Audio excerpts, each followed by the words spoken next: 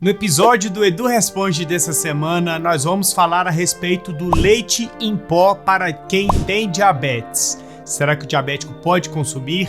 Falaremos também a respeito de uma glicemia em 117 em jejum e uma glicada em 5,6. O que quer dizer basicamente esses valores? E também falaremos para um recém-diagnosticado com diabetes. O que o diabético deve priorizar na alimentação para quem acabou de descobrir o diagnóstico.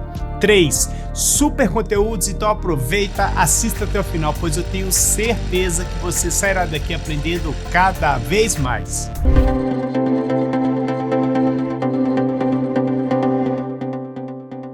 E a pergunta de número 1, ela é a seguinte: Edu, leite em pó é indicado para diabéticos? E a resposta é que o diabético pode sim utilizar o leite em pó sem maiores problemas, desde que evite excessos. O leite em pó, ele contém sim carboidratos, ou seja, se você exagerar nas quantidades, a sua glicose vai acabar subindo. E dependendo do que você for adicionar junto do leite em pó, pode causar ainda mais o aumento dessa glicose. Então é muito importante que você avalie a quantidade que você vai adicionar e também com o que você vai comer.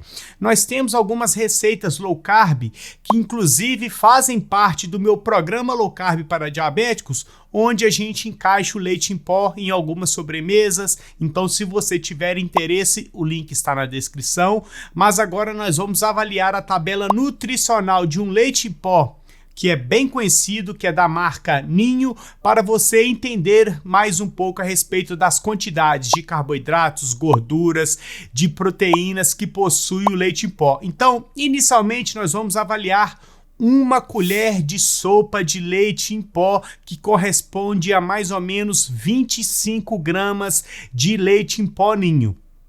Em uma colher de sopa, nós teremos a quantidade de 126 calorias. Então já dá para perceber que não é um alimento com baixa quantidade de calorias. Para você que precisa perder peso, deve ficar atento. Em relação à presença de carboidratos, em 25 gramas nós teremos 10 gramas de carboidrato. Então vai ser algo em torno de 40% de carboidratos. Por isso que não se deve aumentar o consumo de leite em pó. Tá ok? Em relação à presença de proteínas, nós teremos 6,2 gramas de proteínas. É uma quantidade bem legal, pois o leite em si é uma fonte de proteínas, então é interessante, é benéfico. Já a quantidade de gorduras está em 6,7 gramas de gorduras. Também é uma quantidade bem alta de gorduras. Por isso que a gente tem uma quantidade mais elevada de calorias.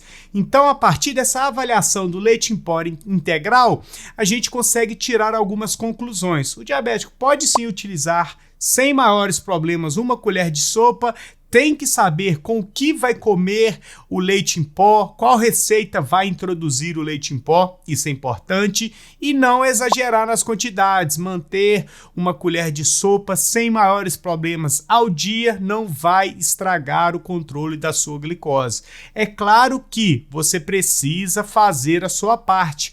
E o que quer dizer basicamente isso, Edu? Fazer a minha parte. Se alimentar bem no café da manhã, se alimentar bem no almoço, se alimentar bem no jantar, no lanche da tarde, praticar alguma atividade física, tomar os medicamentos conforme o médico prescreveu e assim por diante. Equilibrar a sua vida e aos poucos ir introduzindo alguns alimentos. Para você que é diabético e tem intolerância à lactose, você deve priorizar leite em pó com zero adição de lactose. É importante que você tenha essa consciência. E a partir da avaliação dessa tabela nutricional que avaliamos agora, você faz uma comparação para verificar se está nos mesmos moldes. Por isso que é importante aprender a avaliar a tabela nutricional, ao olhar as quantidades de carboidratos, proteínas, gorduras e assim ir conduzindo a sua vida de uma maneira mais equilibrada com uma alimentação inteligente e sabendo exatamente o que você está comendo.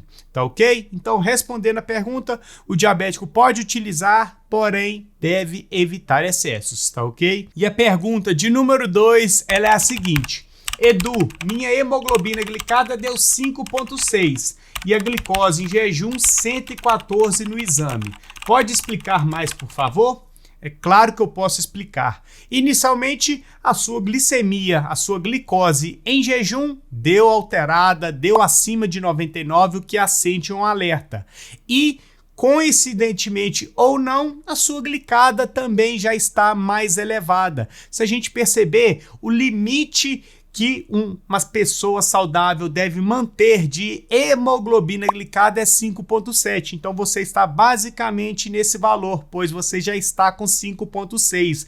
E para corresponder uma hemoglobina glicada de 5,6, que é a média de glicose nos últimos 3 meses da sua vida, corresponde exatamente a 114 miligramas por decilitro de glicemia. Ou seja, a sua glicose em jejum, a sua glicemia em jejum corresponde exatamente à sua média de glicose. Então, o que eu aconselho que você faça a partir de agora? Que você comece a mudar os seus hábitos para evitar um diagnóstico de pré-diabetes ou até mesmo um diagnóstico de diabetes tipo 2.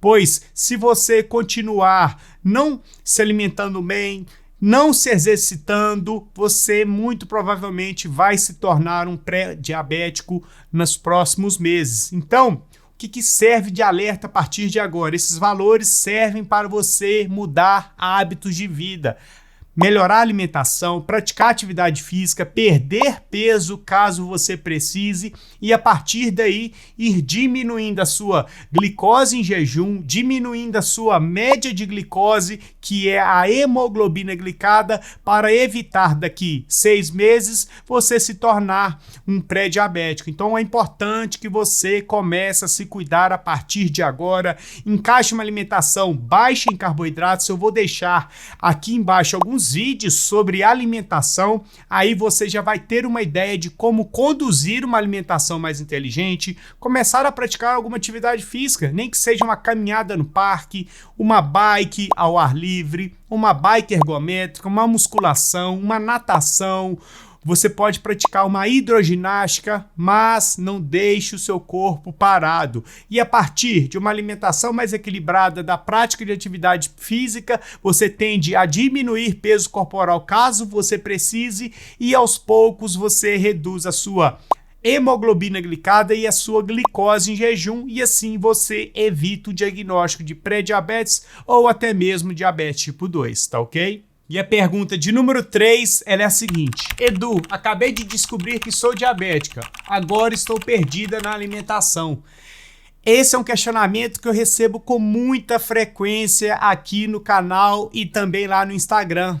Acabei de descobrir que sou diabética e não sei como conduzir a minha alimentação. Eu devo abandonar os carboidratos? Devo comer somente alface e beber água? O que eu devo fazer? Inicialmente você precisa mudar alguns hábitos que você tem aí no seu dia a dia. Se você tem o hábito, por exemplo, de tomar café com açúcar todos os dias, já troque o açúcar pelo adoçante ou até mesmo o cafezinho preto puro. Se você tem o hábito de comer pão de sal com manteiga todo dia, é bom trocar, coma ovos. Se você tem o hábito no almoço de comer arroz, feijão, batata frita, adicionar pouca carne, você precisa mudar também. Você até pode comer o arroz com feijão em pequenas quantidades, mas não deve misturar outra fonte de carboidrato, ou seja, uma batata frita, por exemplo. Adicionar mais carnes, adicionar legumes, verduras, folhas verdes. No lanche da tarde, evitar comer aquele pedaço de bolo, comer, por exemplo, um iogurte natural com um pouquinho de whey protein e a partir daí você vai conduzindo a sua alimentação. No jantar, parar de comer aquela pizza, aquele hambúrguer, aquele hot dog que muitas pessoas, infelizmente, ainda comem por ser prático. Então você tem que ficar de olho. Hoje as pessoas pedem muito a alimentação através do iFood, pois chega em casa rapidinho, você não precisa cozinhar e infelizmente geralmente as pessoas comem hambúrguer, batata frita, pizza, hot dog e assim por diante. Então é fundamental mudar esses hábitos alimentares, comer mais comida de verdade, entre aspas. Então é super mega importante que você comece a mudar essas estratégias alimentares. Eu vou deixar na descrição também alguns vídeos sobre alimentação para você aprender de uma vez por todas como você conduz a sua alimentação e assim diminui a sua glicose, diminui a sua hemoglobina glicada, que é muito importante, e a médio, longo prazo evita o aparecimento das complicações, que eu tenho certeza que você que tem diagnóstico de diabetes, principalmente as pessoas que acabaram de descobrir o diagnóstico, que não querem viver com alguma complicação decorrente do mau controle da glicose, tá ok? E essas foram as 3 perguntas que eu escolhi a dedo para falarmos de uma forma mais aprofundada aqui no canal. Se você quer ter uma pergunta respondida por mim, não deixe de me seguir lá no Instagram, o @ está aqui embaixo, pois lá eu solto uma caixinha de perguntas e as melhores perguntas eu trago aqui para o canal, gravo o vídeo, falo de uma forma mais detalhada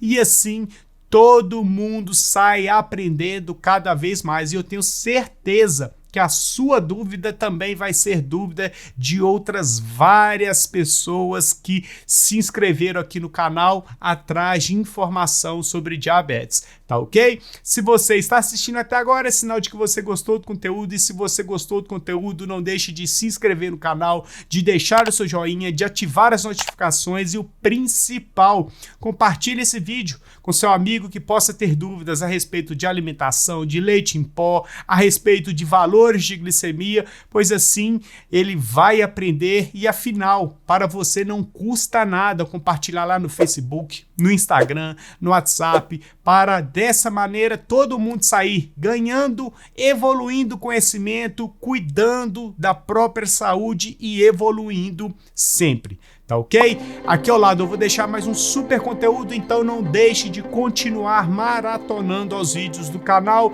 e assim você vai ganhar mais saúde, qualidade de vida, bem-estar, autoestima e uma glicose controlada, tá ok? Então, nós iremos ficar por aqui, fiquem todos com Deus e até mais.